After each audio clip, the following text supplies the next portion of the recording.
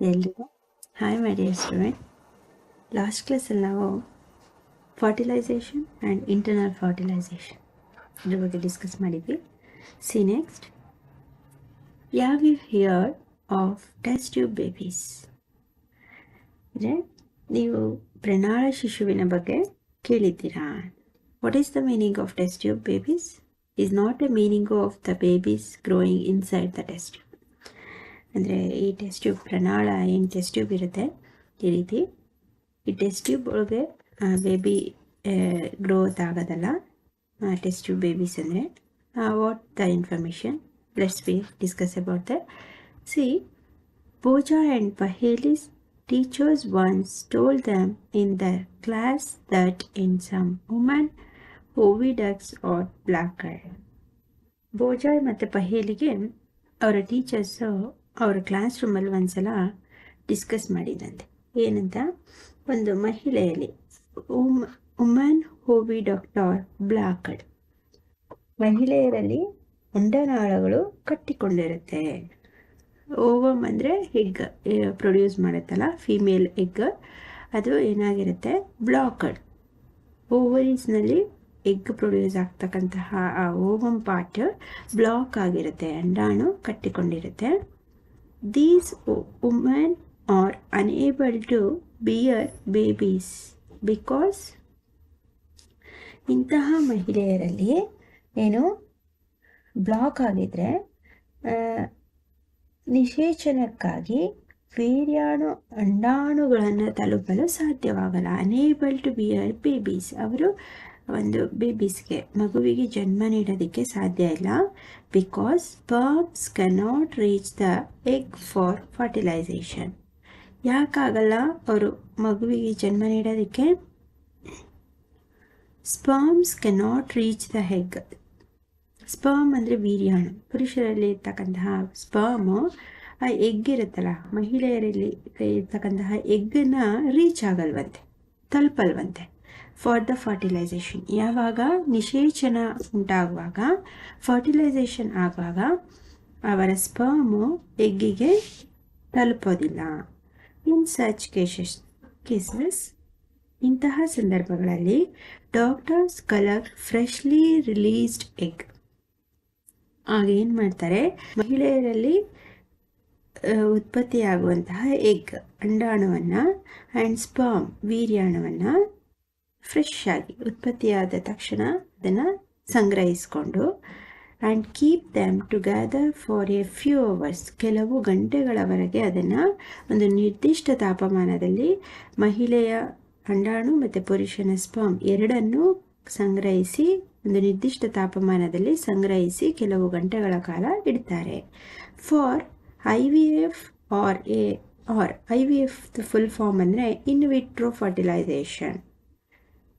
In vitro fertilization outside the body. ಅಂದರೆ ಈ ನಿಷೇಚನ ಪ್ರಕ್ರಿಯೆಯನ್ನು ಅವ್ರು ಏನು ಮಾಡ್ತಾರೆ, ದೇಹದ ಹೊರಭಾಗದಲ್ಲಿ, ಅಂದರೆ ದೇಹದ ಒಳಗಡೆ ನಡಿಬೇಕು. ಅಂಡಾಣು ಮತ್ತು ವೀರ್ಯಾಣು ಎರಡು ಸೇರಬೇಕು. ಬಟ್ ಆ ಅಂಡಾಣು ಮತ್ತು ವೀರ್ಯಾಣುವನ್ನು ತೆಗೆದು ಹೊರಕ್ಕೆ ಫ್ರೆಶ್ ಆಗಿ ತೆಗೆದುಕೊಂಡು ಅವೆರಡನ್ನು ಒಟ್ಟಿಗೆ ಕೆಲವು ಗಂಟೆಗಳ ಕಾಲ ಬಿಡ್ತಾರೆ. ಈ ಒಂದು ಪ್ರೋಸೆಸ್ಸೇ IVF, ಇನ್ ವಿಟ್ರೋ ಫರ್ಟಿಲೈಸೇಷನ್. ದೇಹದ ಹೊರಭಾಗದಲ್ಲಿ ನಡೆಸುವಂತಹ ನಿಷೇಚನ ಪ್ರಕ್ರಿಯೆ. In case fertilisation occurs, the zygote is allowed to develop for about a week and then it is placed in the mother's uterus. ಈ ರೀತಿ ಅಂಡಾಣು ಮತ್ತು ವೀರ್ಯಾಣುವನ್ನು ತೆಗೆದು ಸ್ವಲ್ಪ ಗಂಟೆಗಳ ಕಾಲ ಹೊರಗಡೆ ಇಡ್ತಾರಲ್ವಾ, ಅದು ಏನಾದರೂ ಫರ್ಟಿಲೈಸೇಷನ್ ಆಯಿತು, ನಿಷೇಚನ ಉಂಟಾಗಿ ಯುಗ್ಮಜ, ಅದು ಝೈಗೋಟ್ ಅಲೋಡ್ ಆಯಿತು, ಫಾರ್ಮ್ ಆಯಿತು ಅಂದ್ಕೊಳ್ಳಿ, ಯುಗ್ಮಜ ಅಂಡ ಉತ್ಪತ್ತಿಯಾಗಕ್ಕೆ ಪ್ರಾರಂಭ ಆಯಿತು ಅಂದರೆ ತಕ್ಷಣ ಏನು ಮಾಡ್ತಾರೆ, ಒಂದು week, develop for about a week, ಒಂದು ವಾರದ ಒಳಗಡೆ ಏನು ಮಾಡ್ತಾರೆ, ಆ ಒಂದು ಝೈಗೋಟನ್ನು, ಯುಗ್ಮಜವನ್ನು, then it's placed in the mother's uterus, ಆ ತಾಯಿಯ ಯುಟ್ರಸ್ ಗರ್ಭಾಶಯಕ್ಕೆ ಆ ಉತ್ಪತ್ತಿ ಆಗುವಂತಹ ನಿಷೇಚನಗೊಂಡು ಉತ್ಪತ್ತಿಯಾದ ಯುಗ್ಮಜವನ್ನು, ಆ ಝೈಗೋಟನ್ನು ಆ ಯುಟಿರಸ್ಗೆ, ತಾಯಿಯ ಗರ್ಭಾಶಯದೊಳಗೆ ಬಿಡ್ತಾರೆ. Complete development takes place in the uterus. Uterus ಒಳಗೆ ಗರ್ಭಾಶಯದೊಳಗೆ ಆ ಯುಗ್ಮಜ ಸಂಪೂರ್ಣವಾಗಿ ಬೆಳವಣಿಗೆ ಆಗಕ್ಕೆ ಪ್ರಾರಂಭ ಆಯಿತು ಅಂದರೆ and the baby is Born like any other baby, ಇತರ ಮಗುವಿನಂತೆಯೇ ತಾಯಿಯ ಗರ್ಭದ ಒಳಗೆ ಆ ಬೇಬಿ ಆ ಮಗು ಬೆಳವಣಿಗೆ ಆಗುತ್ತೆ ಮತ್ತು ಹುಟ್ಟುತ್ತೆ. Baby is born through this technique are called test tube baby. ಅಂದರೆ ಈ ಒಂದು ವಿಧಾನದಿಂದ ಹೊರಗಡೆ ನಿಷೇಚನಗೊಂಡು ಆ ಯುಗ್ಮಜವನ್ನು ತಾಯಿಯ ಗರ್ಭಾಶಯದೊಳಗೆ ಬಿಟ್ಟು ಇತರ ಮಕ್ಕಳಂತೆಯೇ ನ್ಯಾಚುರಲ್ ಆಗಿ ಅದು ತಾಯಿಯ ಹೊಟ್ಟೆಯೊಳಗೆ ಬೆಳೆದು ಮಗು ಹೊರ ಬರುವಂತಹ ಈ ಒಂದು ಪ್ರಕ್ರಿಯೆಯನ್ನು ಏನಂತ ಕರೀತಾರೆ? ಈ ಒಂದು ಹೊಸ ಟೆಕ್ನಾಲಜಿ, ಹೊಸ ತಂತ್ರಜ್ಞಾನದೊಂದಿಗೆ ಈ ರೀತಿ ಮಾಡುವಂತಹ ಪ್ರೋಸೆಸ್ಗೆ ಟೆಸ್ಟ್ ಟ್ಯೂಬ್ ಬೇಬಿ, ಪ್ರಣಾಳ ಶಿಶು. ಪ್ರಣಾಳ ಶಿಶು ಈ ಒಂದು ಟೆಕ್ನಾಲಜಿಗೆ ಏನಂತ ಹೆಸರಿಟ್ಟಿದ್ದಾರೆ? ಟೆಸ್ಟ್ ಟ್ಯೂಬ್ ಬೇಬಿ, ಪ್ರಣಾಳ ಶಿಶು ಎಂಬ ಹೆಸರನ್ನು ಇಟ್ಟಿದ್ದಾರೆ. But this term is actually misleading. ತುಂಬ ಒಂದು ಈ ಪದ ಏನಾಗಿದೆ, ಕೆಲವರಲ್ಲಿ ತುಂಬ ತಪ್ಪು ಗ್ರಹಿಕೆಗೆ ಕಾರಣ ಆಗಿದೆ. ಯಾವ ರೀತಿ? Because the babies cannot grow in test tubes. ಮಗು ಯಾವುದೇ ರೀತಿ ಟೆಸ್ಟ್ ಟ್ಯೂಬಲ್ಲಿ, ಪ್ರಣಾಳದಲ್ಲಿ ಬೆಳೆಯೋದಿಲ್ಲ, ತಾಯಿಯ ಗರ್ಭದೊಳಗೆ ಬೆಳೆಯೋದು. ಎಲ್ಲರೂ ಏನು ಅನ್ಕೊಂಡ್ಬಿಡ್ತಾರೆ, ಟೆಸ್ಟ್ ಟ್ಯೂಬ್ ಬೇಬೀಸ್ ಅಂದರೆ ಆ ಬೇಬಿ ಟೆಸ್ಟ್ ಟ್ಯೂಬ್ ಒಳಗೆ ಬೆಳೆಯುತ್ತೆ, ಟೆಸ್ಟ್ ಟ್ಯೂಬ್ ಒಳಗೆ ಬೆಳೆದು ಬರುತ್ತೆ ಅಂತೇಳಿ. ಬಟ್ ಅದು ತುಂಬ ತಪ್ಪು ತಿಳುವಳಿಕೆ.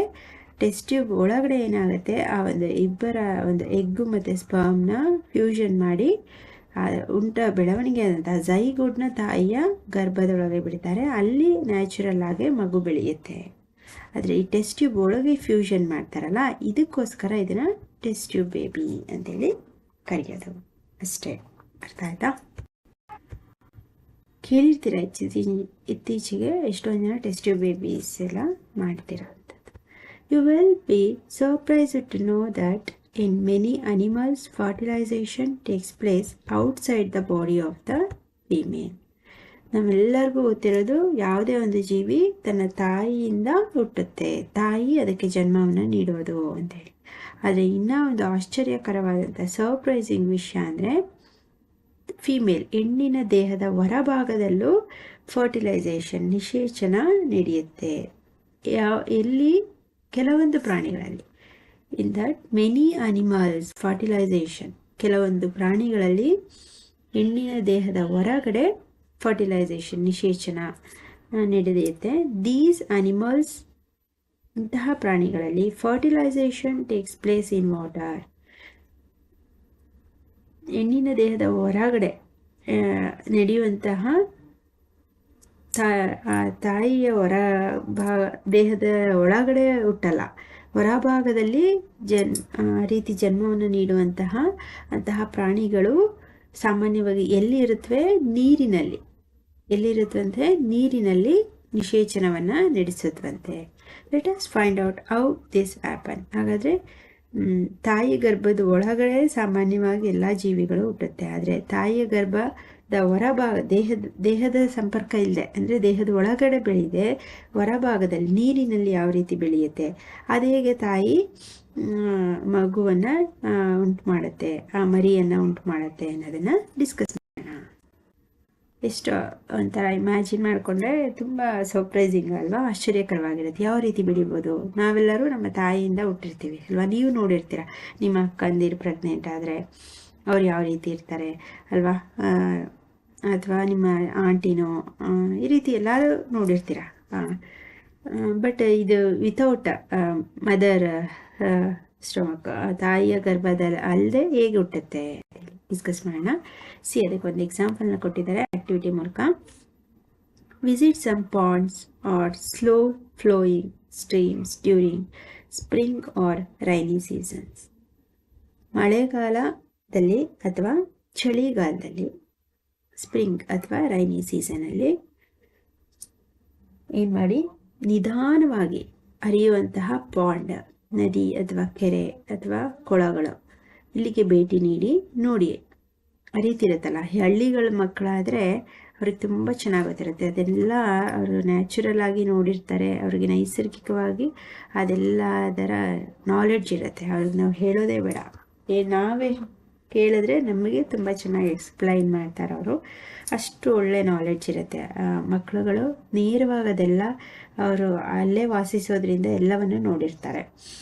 ನಿಮಗೆ ತಿಳಿದಿಲ್ಲ ಅಂದರೆ ಕೆಲವು ಮಕ್ಕಳಿಗೆ ನೀವು ಚಳಿಗಾಲ ಅಥವಾ ಮಳೆಗಾಲದಲ್ಲಿ ಈ ನದಿ ಅಥವಾ ಪಾಂಡ್ ಅಥವಾ ಲೇಕ್, ಕೆರೆಗಳು ತುಂಬ ಒಳಗೋಗ್ಬೇಡಿ. ಅದರ ಹತ್ತಿರದಲ್ಲಿ ನಿಧಾನವಾಗಿ ಹರಿಯುವಂತಹ ನೀರು ಹರಿಯುವಂತಹ ಜಾಗಗಳಲ್ಲಿ ಒಂದ್ಸಲ ಭೇಟಿ ಕೊಡಿ.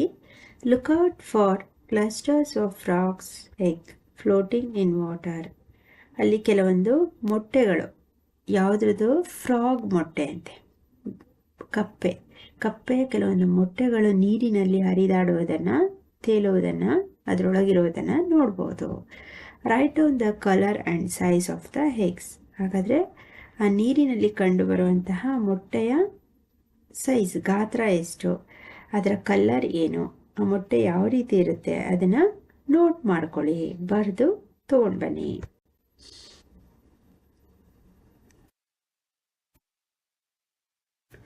During spring or rainy season, frogs and toads move to ponds and slow flowing stream.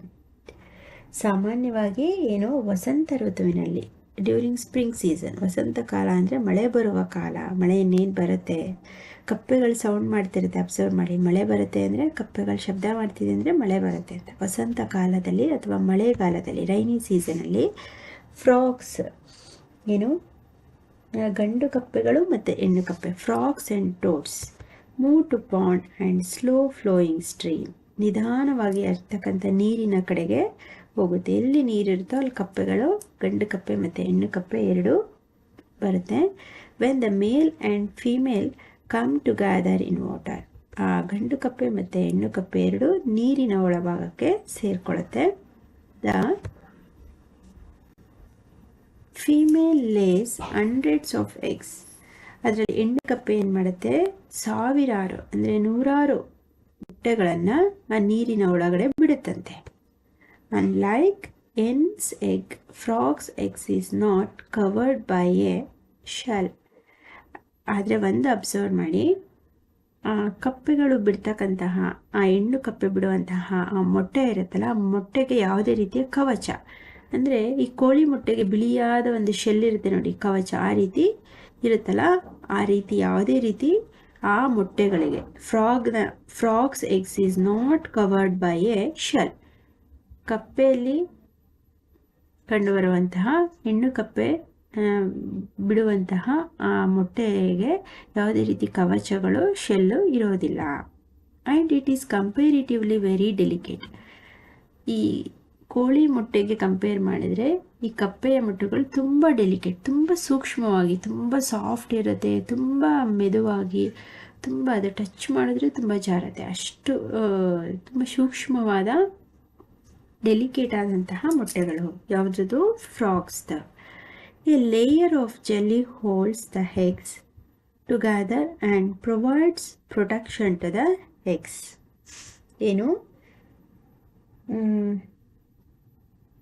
ಮೊಟ್ಟೆಗಳಿಗೆ ಈ ರೀತಿ ಬಿಡುತ್ತಲ್ಲ, ಅದು ತುಂಬ ಸೂಕ್ಷ್ಮವಾಗಿರುತ್ತೆ ಮತ್ತು ಲೋಳೆ ಪದರ ಒಟ್ಟಾಗಿ ಮೊಟ್ಟೆಗಳನ್ನು ಹಿಡಿದಿಟ್ಟುಕೊಳ್ಳುತ್ತೆ ಮತ್ತು ಮೊಟ್ಟೆಗಳಿಗೆ ರಕ್ಷಣೆಯನ್ನು ಕೊಡುತ್ತೆ. ಅದಲ್ಲದೆ ಲೇಯರ್ ಆಫ್ ಜೆಲ್ಲಿ ಹೋಲ್ಸ್, ಆ ಮೊಟ್ಟೆಗಳನ್ನ ಬಿಡಬೇಕಾದ್ರೆ ಒಂದು ಜೆಲ್ಲಿ ಲೇಯರ್, ಲೋಳೆಯಂತಹ ವಸ್ತು ಇರುತ್ತೆ ಅದರ ಹೊರಭಾಗದಲ್ಲಿ. ಅದೇನು ಮಾಡುತ್ತೆ, ಹೋಲ್ಸ್ ದ ಎಗ್, ಆ ಮೊಟ್ಟೆಗಳನ್ನ ಹಿಡಿದಿಟ್ಕೊಳ್ಳುತ್ತೆ, ನೀರಿನ ಒಳಗೆ ಬಿಟ್ಟಂತಹ ಮೊಟ್ಟೆಗಳನ್ನ. And holds the eggs together and provides protection to the eggs. ಆ ಮೊಟ್ಟೆಗಳಿಗೆ ಆ ಜೆಲ್ಲಿ ಲೇಯರ್, ಆ ಲೋಳೆಯಂತಹ ಪದರ ಏನು ಮಾಡುತ್ತೆ, ರಕ್ಷಣೆಯನ್ನು. ಹೆಣ್ಣು ಕಪ್ಪೆ ನೀರಿನೊಳಗೆ ಬಿಟ್ಟಂತಹ ಮೊಟ್ಟೆಗಳ ಮೇಲೆ ಒಂದು ಲೋಳೆಯಂತಹ ಪದರವಿದ್ದು, ಆ ಲೋಳೆಯಂತಹ ಜೆಲ್ಲಿ ಲೇಯರ್, ಆ ಲೇಯರ್ ಆಫ್ ಜೆಲ್ ಆ ಲೋಳೆಯಂತಹ ಪದರ ಏನು ಮಾಡುತ್ತೆ, ಆ ಮೊಟ್ಟೆಗಳನ್ನು ಹಿಡಿದಿಟ್ಟುಕೊಂಡು ಆ ಮೊಟ್ಟೆಗಳಿಗೆ ರಕ್ಷಣೆಯನ್ನು ಒದಗಿಸುತ್ತೆ. ಆಯಿತಾ? ನೋಡಿ, ಈ ರೀತಿ ಇರ್ತಂತೆ ಫ್ರಾಗ್ಸ್ ಎಗ್. ಇಲ್ಲಿ ಚಿತ್ರದಲ್ಲಿ ನೀವೆಲ್ಲರೂ ನೋಡಿರ್ತೀರ, ಚಿಕ್ಕ ಚಿಕ್ಕ ಬಾಲನೂ ಇರುತ್ತೆ ಇದಕ್ಕೆ, ಪುಟ್ಟ ಪುಟ್ಟದ ಬಾಲ ಆಮೇಲೆ ಬರುತ್ತೆ ಇದಕ್ಕೆ. ಆಯಿತಾ? As the eggs are laid, the male deposit sperms cover over them. ಏನು ಮಾಡುತ್ತೆ, ಹೆಣ್ಣು ಕಪ್ಪೆ ಮೊಟ್ಟೆಗಳನ್ನ ಲೋಳೆ ಪದರದೊಂದಿಗೆ ನೀರಿನೊಳಗೆ ಬಿಟ್ಟ ನಂತರ ಏನು ಮಾಡುತ್ತೆ, ಹೆಣ್ಣು ಕಪ್ಪೆ ಮೊಟ್ಟೆಗಳನ್ನು ಇಟ್ಟ ನಂತರ ಗಂಡು ಕಪ್ಪೆಯು ಅವುಗಳ ಮೇಲೆ ವೀರ್ಯಾಣುಗಳನ್ನು ಸ್ರವಿಸುತ್ತಂತೆ. ಏನು ಮಾಡುತ್ತೆ, as the egg laid the male, ಗಂಡು ಕಪ್ಪೆ, the male frog deposit sperms over them. Sperms ಅಂದರೆ ವೀರ್ಯಾಣು. ಗಂಡು ಕಪ್ಪೆಯು ಆ ಮೊಟ್ಟೆಗಳ ಮೇಲೆ ವೀರ್ಯಾಣುಗಳನ್ನು ಸ್ರವಿಸುತ್ತದೆ. Each sperm swims randomly in water. Each sperm, ಪ್ರತಿಯೊಂದು ವೀರ್ಯಾಣು, ಸ್ವಿಮ್, ನೀರಿನಲ್ಲಿ ರ್ಯಾಂಡಮ್ ಆಗಿ ಹೇಗೆ ಬೇಕಾಗಿ ನೀರಿನಲ್ಲಿ ತೇಲಾಡ್ತಿರುತ್ತೆ, ಈಜಾಡ್ತಿರುತ್ತೆ. In water with the help of its long tail. ಏನು ಮಾಡುತ್ತದೋ, ಉದ್ದನೆಯ ಬಾಲದ ಸಹಾಯದಿಂದ ನೀರಿನಲ್ಲಿ ಅಡ್ಡಾದಿಡ್ಡಿಯಾಗಿ ಈಜಾಡುತ್ತಂತೆ.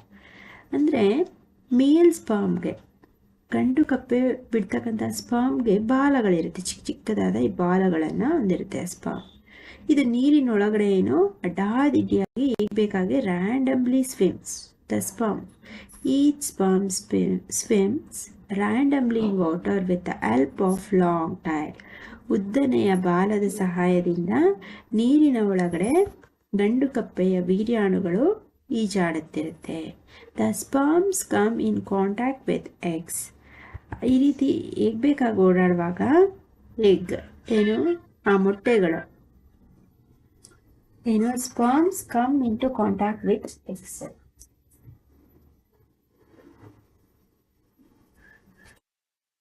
ದ ಸ್ಪರ್ಮ್ಸ್ ಅಂದರೆ ವೀರ್ಯಾಣು. ಗಂಡು ಕಪ್ಪೆ ಬಿಡ್ತಕ್ಕಂಥ ಸ್ಪರ್ಮ್ಸ್ ಎಲ್ಲಿಗೆ ಬರುತ್ತೆ, ಯಾವುದರ ಕಾಂಟ್ಯಾಕ್ಟಿಗೆ ಬರುತ್ತೆ, ಮೊಟ್ಟೆ, ಆ ಮೊಟ್ಟೆಯ ಸಂಪರ್ಕಕ್ಕೆ ಬರುತ್ತೆ. This results in fertilisation. ಇಲ್ಲಿ ಹೆಣ್ಣು ಕಪ್ಪೆ ಎಗ್ಗನ್ನು, ಮೊಟ್ಟೆಯನ್ನು ಬಿಟ್ಟಿರುತ್ತೆ. ಗಂಡು ಕಪ್ಪೆಯ ಸ್ಪರ್ಮ್ಸ್ ಎಲ್ಲೆಲ್ಲೋ ಇಲ್ಲೆಲ್ಲ ನೀರು ಮಧ್ಯೆ ಎಲ್ಲ ಈಗ ಓಡಾಡ್ತಿರುತ್ತೆ. ಯಾವಾಗ ಇಲ್ಲಿ ಎಷ್ಟೊಂದು ಮೊಟ್ಟೆಗಳನ್ನ ಬಿಟ್ಟಿರುತ್ತಲ್ವ, ಇದ್ರ ಯಾವುದಕ್ಕೆ ಕಾಂಟ್ಯಾಕ್ಟಿಗೆ ಬರುತ್ತೆ, ಆಗ ಏನಾಗುತ್ತೆ, ಇಲ್ಲಿ ಯಾವುದೋ ಒಂದು ಇಲ್ಲಿ ಓಡಾಡ್ತಿರ್ಬೇಕಾದ್ರೆ ಇದರ ಮೊಟ್ಟೆ ಜೊತೆಗೆ ಸೇರಿಕೊಳ್ತು, ಅಥವಾ ಈ ಮೊಟ್ಟೆ ಜೊತೆಗೆ ಸೇರಿಕೊಳ್ತು, ಅಥವಾ ಈ ಮೊಟ್ಟೆ ಜೊತೆಗೆ ಸೇರಿಕೊಳ್ತು. ಅಲ್ಲೇನಾಗುತ್ತೆ, ಫರ್ಟಿಲೈಸೇಷನ್, ನಿಷೇಚನ ಉಂಟಾಗುತ್ತೆ ಸೇರಿದಾಗ. This type of fertilisation in which the fusion of male and female gametes takes place outside the body of the female is called external fertilization. ಈ ರೀತಿ ಒಂದು ಗಂಡು ಮತ್ತು ಹೆಣ್ಣುವಿನ ಅಂಡಾಣು ಮತ್ತು ವೀರ್ಯಾಣುಗಳು ದೇಹದ ಒಳಗಡೆ ಸೇರಿಕೊಳ್ಳದೆ, ಫ್ಯೂಷನ್ ಆಗದೆ, ಸಮ್ಮಿಲನ ಹೊಂದಿದೆ ದೇಹದ ಹೊರಭಾಗದಲ್ಲಿ. ಅಂದರೆ ಇದೆರಡು ನೀರಿಗೆ, ಗಂಡು ಕಪ್ಪೆನೂ ನೀರಿಗೆ ಬಿಡ್ತು ಸ್ಪರ್ಮ, ಹೆಣ್ಣು ಕಪ್ಪೆನೂ ನೀರೊಳಕ್ಕೆ ಬಿಡ್ತು ಮೊಟ್ಟೆನ ಅಲ್ವಾ. ಯಾವ ಹೆಣ್ಣಿನ ದೇಹದ ಒಳಗಡೆ ಏನು ಗಂಡು ಕಪ್ಪೆ ಬಂದು ಸ್ಪರ್ಮ್ನ ಬಿಡಲಿಲ್ಲ ಅಲ್ವಾ. ಎರಡೂ ಸಹ, ಗಂಡು ಮತ್ತು ಹೆಣ್ಣು ಎರಡೂ ಸಹ ತಮ್ಮ ತಮ್ಮ ಎಗ್ಗು ಮತ್ತು ಸ್ಪರ್ಮ್ಸ್ನ ನೀರಿನೊಳಗೆ ಬಿಡ್ತು, ಹೊರಭಾಗ, ದೇಹದ ಹೊರಗೆ. ಯಾವ ದೇಹದ ಒಳಗೂ ಬಿಡಲಿಲ್ಲ ಅಲ್ವಾ, ನಡೀತಾ ಇಲ್ಲ ಫರ್ಟಿಲೈಸೇಷನ್. ಈ ರೀತಿ ದೇಹದ ಹೊರಭಾಗ, the fusion of male and female gametes takes place. ಏನು ಒಂದು ಗಂಡು ಮತ್ತು ಹೆಣ್ಣಿನ ಅಂಡಾಣು ಮತ್ತು ವೀರ್ಯಾಣುಗಳು ಸಮ್ಮಿಲನವು ಔಟ್ಸೈಡ್ ದ ಬಾಡಿ, ದೇಹದ ಹೊರಭಾಗದಲ್ಲಿ, outside the body of the female, ಒಂದು ಹೆಣ್ಣಿನ ದೇಹದ ಹೊರಭಾಗದಲ್ಲಿ ನಡೆಯುವಂತಹ ಈ ಒಂದು ಪ್ರಕ್ರಿಯೆಗೆ ಏನಂತಾರೆ, ಎಕ್ಸ್ಟರ್ನಲ್ ಫರ್ಟಿಲೈಸೇಷನ್, ಬಾಹ್ಯ ನಿಷೇಚನ. ಎಕ್ಸ್ಟರ್ನಲ್ ಅಂದರೆ ಹೊರಭಾಗ, ಅರ್ಥ ಆಯ್ತಾ. It is very common in aquatic animals. ಈ ರೀತಿಯಾದಂತಹ ನಿಷೇಚನ ಅಂದರೆ ಬಾಹ್ಯ ನಿಷೇಚನ ಎಂತಹ ಪ್ರಾಣಿಗಳಲ್ಲಿ ಸಾಮಾನ್ಯವಾಗಿದೆ, ಅಕ್ವಾಟಿಕ್ ಅನಿಮಲ್ಸ್ ಅಂತೆ. ಅಂದರೆ ಜಲವಾಸಿ ಪ್ರಾಣಿಗಳಲ್ಲಿ ಈ ರೀತಿಯಾದಂತಹ ಬಾಹ್ಯ ನಿಷೇಚನವು ಸಾಮಾನ್ಯವಾಗಿ ಕಂಡುಬರುತ್ತದೆ. Such as fish, star fish etcetera. ಯಾವ್ಯಾವ ಪ್ರಾಣಿಗಳು, ಕಪ್ಪೆ ಅಲ್ಲದೆ ಫಿಶ್, ಮೀನು, ನಕ್ಷತ್ರ ಮೀನು, ಆಲ್ಮೋಸ್ಟ್ ಜಲವಾಸಿ ಪ್ರಾಣಿಗಳು ಅಂದರೆ ನೀರಿನಲ್ಲಿ ವಾಸಿಸುವಂತಹ ಎಲ್ಲ ಥರದ ಪ್ರಾಣಿಗಳು. ಅಕ್ವಾಟಿಕ್ ಅನಿಮಲ್ಸಲ್ಲೆಲ್ಲ ಎಕ್ಸ್ಟರ್ನಲ್ ಫರ್ಟಿಲೈಸೇಷನ್ನು ಕಾಮನ್, ಬಾಹ್ಯ ನಿಷೇಚನವು ಸಾಮಾನ್ಯವಾಗಿ ಕಂಡುಬರುತ್ತೆ. ಅರ್ಥ ಆಯ್ತಾ. ಇದು ಇಂಟರ್ನಲ್ ಫರ್ಟಿಲೈಸೇಷನ್ ಮತ್ತು ಎಕ್ಸ್ಟರ್ನಲ್ ಫರ್ಟಿಲೈಸೇಷನ್ನ ನೀವು ಒಂದು ಡಿಫ್ರೆನ್ಸ್ ಥರನೂ ಬರೀಬೋದು, ಅಥವಾ ಅದರ ಡೆಫಿನೇಷನ್ ಶಾರ್ಟ್ ನೋಟ್ ಬೇಕಾದರೂ ಬರೀಬೇಕು. ಇದಿಷ್ಟು ಇರಲಿ. ನೆಕ್ಸ್ಟ್ ಕ್ಲಾಸಲ್ಲಿ ನಾವು ಕಂಟಿನ್ಯೂ ಮಾಡೋಣ. ಏನಾದ್ರು ಡೌಟ್ಸ್ ಇತ್ತು ಅಂದರೆ ಅದನ್ನು ಕಾಮೆಂಟಲ್ಲಿ ಡಿಸ್ಕ್ರಿಪ್ಷನಲ್ಲಿ ಕಮೆಂಟ್ ಮಾಡಿ. ಅರ್ಥ ಆಗಲಿಲ್ಲ ಅಂದರೆ ಅದನ್ನು ಮಾಡಿ. ದೆನ್ ವೀಡಿಯೋಸ್ನ ನಿಮ್ಮ ಫ್ರೆಂಡ್ಸ್ಗಳಿಗೆ ಶೇರ್ ಮಾಡಿ ಆ್ಯಂಡ್ ಸಬ್ಸ್ಕ್ರೈಬ್ ಮಾಡ್ಕೊಳಕ್ಕೆ. ಡೈಲಿ ನಾನು ಆಗ್ತಕ್ಕಂಥ ಕ್ಲಾಸಸ್ ಅವ್ರಿಗೆ ಈಸಿಯಾಗಿ ಸಿಗುತ್ತೆ. ಆ್ಯಂಡ್ ದೆನ್ ಅವರು ಪ್ಲೇಲಿಸ್ಟ್ ಚೆಕ್ ಮಾಡಿದರೆ ಒಂದು ಲೆಸನ್ನ ಕಂಪ್ಲೀಟ್ ವೀಡಿಯೋ ಸಿಕ್ಬಿಡುತ್ತೆ. ಆ್ಯಂಡ್ ನೀವು ಟೆಕ್ಸ್ಟ್ ಬುಕ್ನ ಇಟ್ಕೊಂಡು ಆಡಿಯೋನ ಕೇಳಿಸ್ಕೊಂಡು 2-3 ಟೈಮ್ ಕೇಳಿ ಇಂಪಾರ್ಟೆಂಟ್ ವರ್ಡ್ನ ಅಂಡರ್ಲೈನ್ ಮಾಡಿಕೊಂಡು ನೀವೇ ಹೋಮ್ವರ್ಕ್ ಕ್ವಶನ್ಸ್ಗೆ ಆನ್ಸರ್ ಮಾಡೋಕ್ಕೆ ಟ್ರೈ ಮಾಡಿ. ಆ್ಯಂಡ್ ಟೆಕ್ಸ್ಟ್ ಬುಕ್ನ ಚೆನ್ನಾಗಿ ಓದಿ. It's very useful to in your 10th and PU classes. ಓಕೆನಾ? ಓಕೆ ಮೈ ಡಿಯರ್ ಸ್ಟೂಡೆಂಟ್, ಇವತ್ತಿನ ಹೋಮ್ವರ್ಕ್ ಕ್ವಶನ್ಸ್ ನೋಡಿ. What is IVF? Expand. IVF ಅಂದರೆ ಏನು ಅದನ್ನು ಎಕ್ಸ್ಪ್ಯಾಂಡ್ ಮಾಡಿ. What is test tube baby? Test tube baby ಅಂದರೆ ಏನು?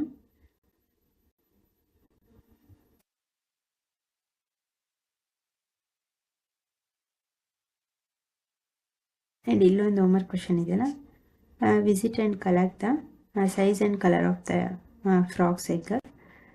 Visit your nearest Pond's and ನಿಮ್ಮ ಪಾಂಡ್ ಮತ್ತು ಲೇಕ್ಗೆ ವಿಸಿಟ್ ಮಾಡಿ ಅದರ ಫ್ರಾಕ್ದು ಕಲರ್ ಮತ್ತು ಸೈಜನ್ನು ಬರೀರಿ.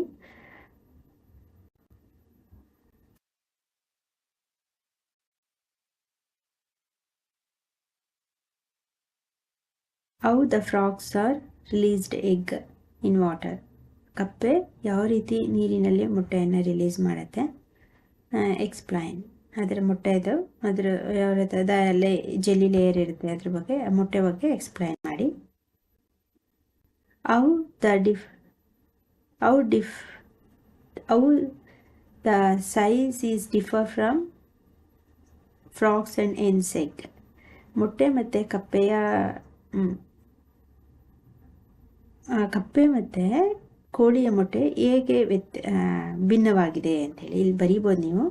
ಅರ್ಥ ಆಯ್ತಾ? ಭಿನ್ನವಾಗಿದೆ ಅಂತೇಳಿ ಟ್ರೈ ಮಾಡಿ ಆನ್ಸರ್ ಮಾಡೋದಕ್ಕೆ. And what is external fertilization? Give example. External fertilization ಅಂದರೆ ಏನು?